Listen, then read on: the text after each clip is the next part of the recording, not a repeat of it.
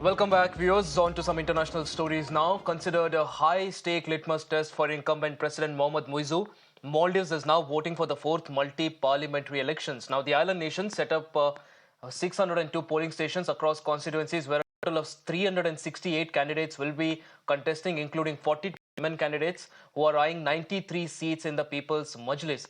With over 280,000 voters eligible for elections, the polling is set to end at around 5:30 p.m. as per the local time, and a crucial day for President Muizzu, as his anti-India policy will be put to test over his decision to shunt out the Indian military personnel from the Indian Ocean archipelago. Now, the leader, who faced sharp criticism for being a pro-China leader, had defeated his Maldivian Democratic Party predecessor Ibrahim Solih last year. Now, the defeat of the pro-India MDP was globally seen as a face-off between India and China as well. Now, ahead of the polls, MDP has blamed Muizzu for failing in all the domestic and foreign policies, alleging that his administration has failed terribly to work in the interest of the country.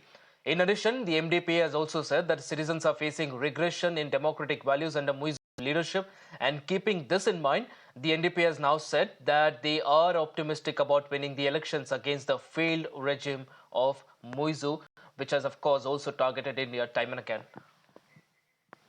So this is again a high-stake litmus test. This is also something that India and China will be keeping a very close eye on. We've seen in the Maldives as well. India out and India in policy has been, it's been like a revolving door politics in Maldives. One government is pro-India, the other government is pro-China. And this is, of course, President Muizzu that we're talking about, who is very clearly anti-India.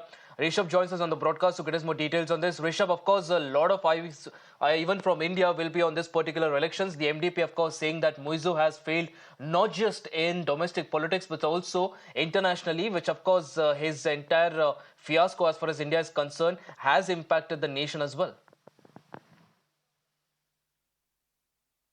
Well, definitely. It's not only India who is eyeing what's happening in Maldives today and how the results would be in the parliamentary election, but a global glare is on Maldives right now.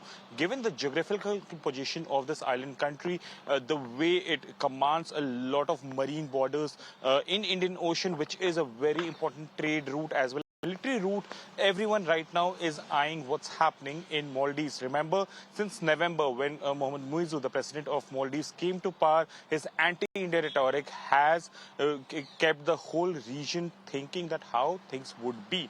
Today, 93 seats of the People's Majlis, which is the parliament of Maldives, is into election. This is the 20th national election. And remember, the only fourth multi-party election happening. In these 93 seats, PNC, the Mohamed Muizzu's party, has 90 candidates contesting, while 89 from MDP, the Maldivian Democratic Party, is contesting. There are Democrats, there are others as well who have a smaller share. 130 independent candidates are contesting.